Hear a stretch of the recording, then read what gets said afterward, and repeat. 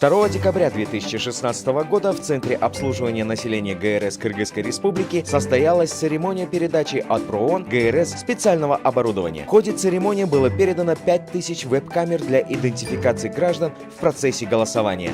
Необходимо было оборудование для того, чтобы автоматически считывали ID-карты, его зоны так называемые, чтобы человека в списке находили на автоматическом уровне. То, что касается карусели и вброс бюллетеней, мы от этих болезней избавились навсегда. С вашей помощью, именно с помощью наших партнеров, воли президента нашей страны, мы исключили очень многие погрешности в избирательной системе. На этих выборах мы увидим результаты, как на автоматизированном уровне происходит распознавание ID-карты, это ускоряет процесс, исключает человеческий фактор и совершенствует нашу процедуру идентификации. Значит, вот самая существенная часть, которая изменилась в плане идентификации избирателя, это вот эта подставка, к которой подключена камера, которая в автоматическом режиме, без участия вообще оператора, он позволяет считывать паспортные данные. Таким образом, автоматически проводить сверку со списком избирателей, которая загружена в этот ноутбук.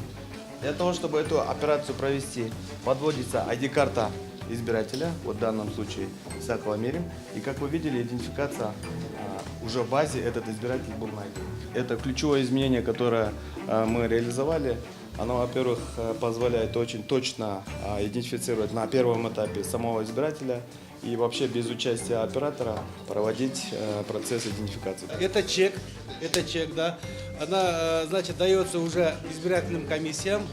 Взамен одного чека получает один бюллетень для референдума, взамен другого чека выдается второй бюллетень для местных выборов.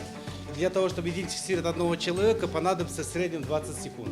То есть пропускная способность благодаря нашей помощи увеличилась. Пальчик обязательный. То есть это не значит, что мы только документы вставляем и идентифицируемся. Нет, после этого пальчик ставится человек гражданина, сравнивает с пальчиками, если это действительно этот человек, тогда напечатается чек. Если это другой человек, тогда чек не печатается, человек не может получить чек, соответственно, не может проголосовать. Такого рода веб-камеры будут использоваться в социальном фонде, в ГРЭС, в других структурах, чтобы его возможность расширить в дальнейшем. Поэтому эти веб-камеры будут использоваться дальше.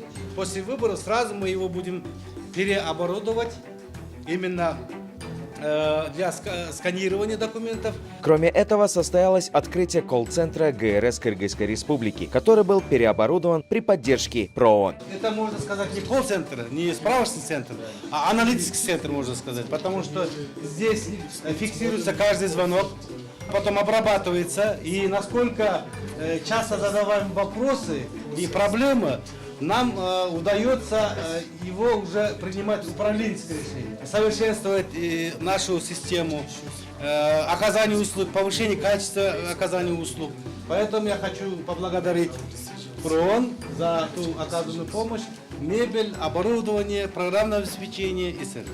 Содействие по вышеуказанным вопросам оказано проектом ПРООН, а также посольством Швейцарии и МИД Дании. For us, for Switzerland, as a democratic country, it's extremely important to contribute to transparent and fair elections. So I would like to thank you for the cooperation, for the partnership we have with you, with SRS, and especially also with the UN for this project and overall in Kyrgyzstan. So we are both, and all of us are strengthening the democratic model in Kyrgyzstan. Речь идет не только о выборах, речь идет вообще о нормальной ситуации с точки зрения вообще учета населения. Тем более для Кыргызстана, где миграционные процессы очень активны, это крайне важно.